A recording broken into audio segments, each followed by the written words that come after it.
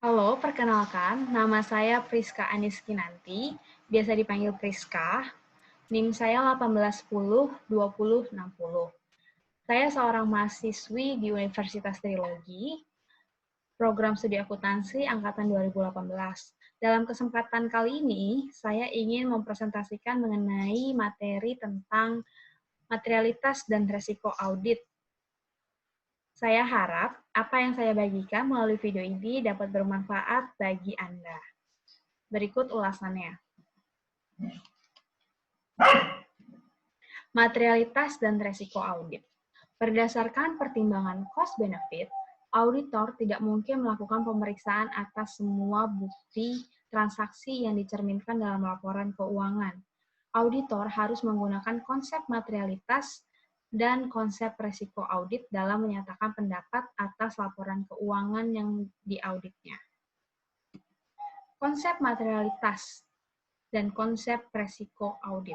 Konsep materialitas berkaitan dengan seberapa besar salah saji yang terdapat dalam asersi yang dapat diterima oleh auditor agar pemakai laporan keuangan tidak terpengaruh oleh besarnya salah saji tersebut. Konsep resiko audit, yaitu berkaitan dengan resiko kegagalan auditor dalam mengubah pendapatnya atas laporan keuangan yang sebenarnya berisi salah saji material. Konsep materialitas. Konsep materialitas dibagi dua, yaitu materialitas pada tingkat saldo akun dan materialitas pada tingkat laporan keuangan.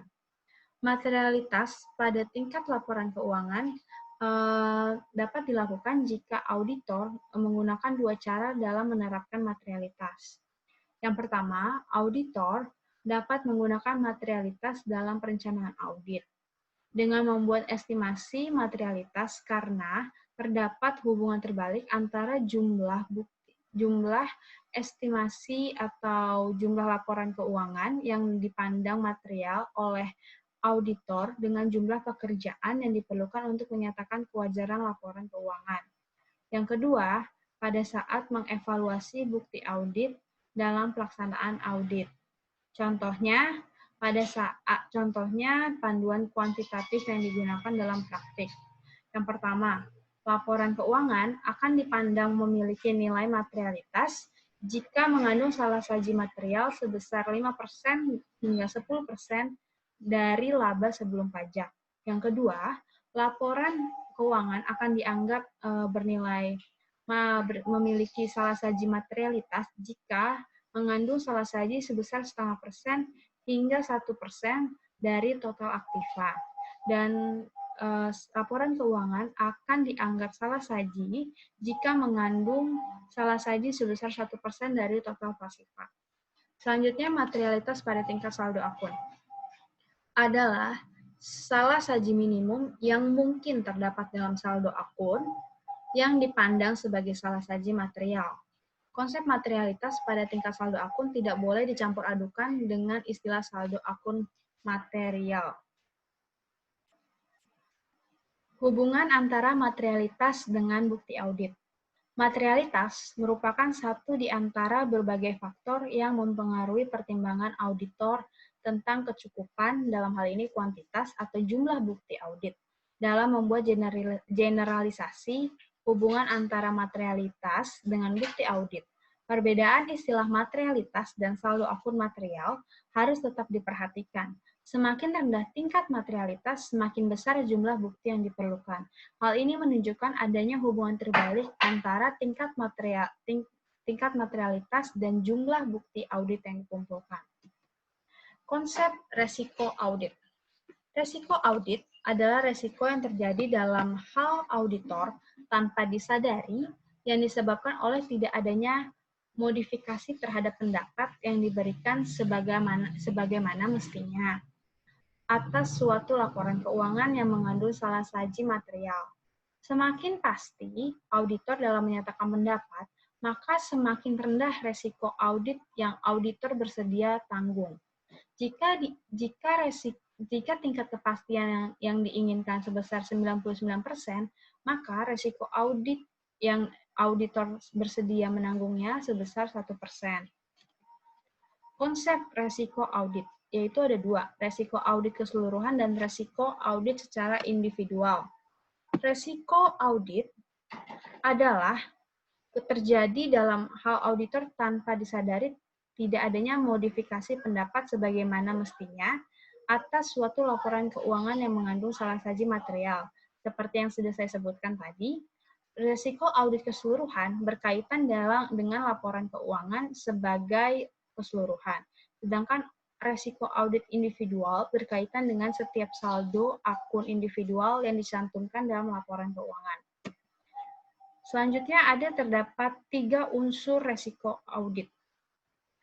Ada resiko bawaan, yang pertama, dan resiko pengendalian serta resiko deteksi. Resiko bawaan. Resiko bawaan adalah kerentanan suatu saldo akun atau golongan transaksi terhadap suatu salah saji material dengan asumsi bahwa tidak terdapat pengendalian yang terkait. Resiko salah saji demikian adalah lebih besar pada saldo akun atau golongan transaksi tertentu dibandingkan dengan yang lainnya. Sebagai contoh, perhitungan yang rumit dan kompleks akan lebih tinggi peluangnya adanya resiko bawaan dibanding perhitungan yang sederhana.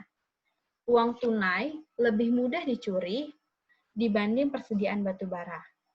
Akun yang terdiri dari jumlah yang berasal dari estimasi akuntansi cenderung mengandung resiko lebih besar dibandingkan dengan akun yang sifatnya relatif rutin dan berisi data berupa fakta. Faktor eksternal juga mempengaruhi resiko bawaan. Sebagai contoh, perkembangan teknologi mungkin menyebabkan produk tertentu menjadi usang, sehingga mengakibatkan persediaan cenderung dilakukan lebih besar. Selanjutnya ada resiko pengendalian.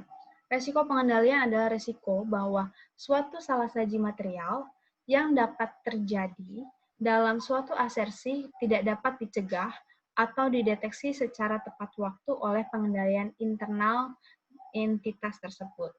Resiko ini merupakan fungsi efektivitas desain dan operasi pengendalian internal untuk mencapai tujuan entitas yang relevan dengan penyusunan laporan keuangan entitas. Beberapa resiko pengendalian akan selalu ada karena keterbatasan bawaan dalam setiap pengendalian internal tersebut. Yang terakhir, adanya resiko deteksi. Adalah resiko bahwa auditor tidak dapat mendeteksi salah saji material yang terdapat dalam suatu asersi. Resiko deteksi merupakan fungsi efektivitas prosedur audit dan penerapan oleh auditor. Resiko ini timbul sebagian karena ketidakpastian yang ada pada waktu auditor tidak memeriksa 100% saldo akun atau golongan transaksi dan sebagian lagi karena ketidakpastian yang lain yang ada. Walaupun saldo akun atau golongan transaksi sudah diperiksa secara 100%, ketidakpastian lain semacam ini dapat timbul karena auditor memungkinkan memilih prosedur yang tidak sesuai dan menerapkan secara keliru prosedur yang semestinya, atau menafsirkan secara keliru hasil audit. Resiko bawaan dan resiko pengendalian tentunya berbeda dengan resiko deteksi. Mengapa demikian? Karena resiko bawaan dan resiko pengendalian itu terlepas dari dilakukannya atau tidaknya audit atas laporan keuangan. Sedangkan resiko deteksi berhubungan dengan prosedur audit dan dapat diubah oleh keputusan auditor itu sendiri. Resiko deteksi itu tersendiri mempunyai hubungan yang terbalik dengan resiko bawaan dan resiko pengendalian. Selanjutnya ada langkah-langkah yang ditempuh dalam menentukan materialitas dan menetapkan resiko audit, yaitu yang pertama, menentukan pertimbangan awal mengenai materialitas. Yang kedua, mengalokasi pertimbangan awal mengenai materialitas ke dalam segmen. Yang ketiga, mengestimasi salah saji gabungan. Dan yang terakhir, membandingkan estimasi salah saji gabungan dengan pertimbangan awal mengenai materialitas. Selanjutnya ada assessment inherent risk, yaitu materialitas dan resiko adalah unsur penting dalam merencanakan audit dan merancang pendekatan yang akan digunakan dalam audit dengan tujuan agar memperoleh bukti audit yang kompeten. Penggunaan informasi audit. Tafsiran risiko audit pada tahap perencanaan audit dapat digunakan oleh auditor untuk menetapkan jumlah bukti audit yang akan diperiksa untuk membuktikan kewajaran penyajian saldo akun tertentu. Mengenai resiko dalam audit dapat digambarkan dengan rumus sebagai berikut. PDR sama dengan AAR dibagi IR dikali CR, di mana PDR adalah Plan Detection Risk, yaitu resiko penemuan yang direncanakan, dan AAR atau Acceptable Audit Risk, yaitu resiko audit yang dapat diterima. Dan IR, Inherent Risk atau resiko bawaan, dan CR, Control Risk, yaitu resiko pengendalian. Hal dalam rumus ini dapat disimpulkan memiliki keterkaitan, yaitu bahwa semakin kecil resiko bawaan dan resiko pengendalian yang diyakini oleh auditor, maka semakin besar resiko deteksi yang dapat diterima. Sebaliknya, semakin besar adanya resiko bawaan dan resiko pengendalian yang diyakini oleh auditor, maka semakin kecil tingkat resiko deteksi yang dapat diterima. Komponen resiko audit ini dapat ditentukan secara kuantitatif, seperti dalam bentuk persentase, atau secara non-kualitatif yang berkisar misalnya minimum dan maksimum. Dapat diilustrasikan sebagai berikut. Dalam menafsirkan risiko deteksi dan audit, atas persediaan, auditor melakukan pertimbangan sebagai berikut. Yang pertama, pertimbangan auditor ditentukan risiko audit individual untuk akun persediaan pada tingkat 5%.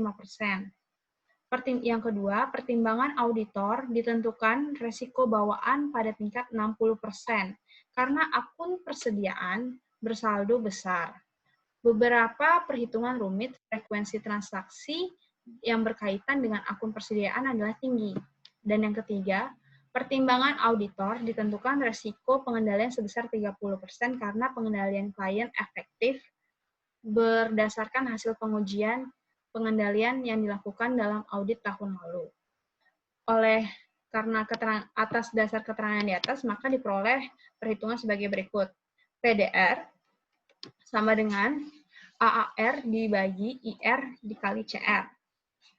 Maka AAR sebesar 5% dibagi 60% dikali 30%, maka resiko deteksi yang dapat ditemukan adalah sebesar 28%. Berikut dapat digambarkan dari rumus yang tadi saya sebutkan, hubungan antara unsur resiko. Resiko bawaan dan resiko pengendalian berbeda dengan resiko deteksi, terlepas dari dilakukannya atau tidaknya audit atas laporan keuangan. Sedangkan resiko deteksi berhubungan dengan prosedur audit dan dapat diubah oleh keputusan auditor itu sendiri. Resiko deteksi yang mempunyai hubungan yang terbalik dengan resiko bawaan dan resiko pengendalian. Semakin kecil resiko bawaan dan resiko pengendalian yang diyakini oleh auditor, maka semakin besar resiko deteksi yang dapat diterima. Sebaliknya, semakin besar adanya resiko bawaan dan resiko pengendalian yang diyakini oleh auditor, maka semakin kecil tingkat resiko deteksi yang dapat diterima. Selanjutnya ada hubungan antara materialitas resiko audit dan bukti audit. Yang pertama, jika auditor mempertahankan resiko audit konstan dan tingkat materialitas yang tinggi, materialitas yang dikurangi, maka auditor harus menambah jumlah bukti audit yang dikumpulkan. Yang kedua, jika auditor mempertahankan tingkat materialitas konstan yang mengurangi jumlah bukti audit yang dikumpulkan, maka risiko audit menjadi tinggi. Dan yang terakhir, jika auditor menginginkan untuk mengurangi risiko audit, auditor dapat menempuh salah satu dari 3 cara berikut. Yang pertama, menambah tingkat materialitas. Sementara itu, mempertahankan jumlah bukti audit yang dikumpulkan. Yang kedua, menambah jumlah bukti audit yang dikumpulkan, sementara itu tingkat materialitas tetap dipertahankan. Dan yang terakhir, menambah sedikit jumlah bukti audit yang dikumpulkan dan tingkat materialitas bersama-sama. Faktor-faktor yang mempengaruhi audit, faktor-faktor yang mempengaruhi resiko audit yang dapat diterima. Yang pertama, adanya ketergantungan pemakaian eksternal. Yang kedua, kemungkinan kegagalan keuangan. Yang ketiga, integritas manajemen. Selanjutnya ada faktor-faktor yang mempengaruhi resiko inherent.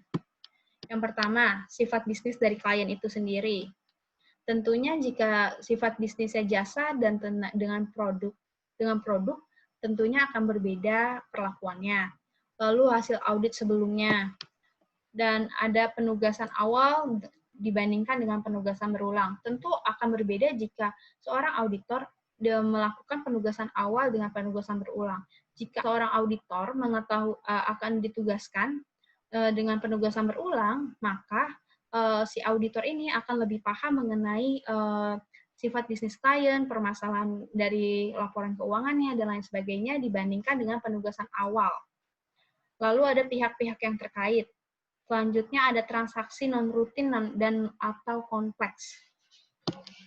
Pertimbangan yang diperlukan, unsur-unsur populasi, faktor-faktor yang berkaitan dengan salah saji yang timbul akibat laporan keuangan atau yang curang, serta yang terakhir, kerentanan aset terhadap misapresiasi. Sekian presentasi saya hari ini dan pemaparan materi tentang materialitas dan resiko audit. Kurang lebihnya mohon maaf. Terima kasih.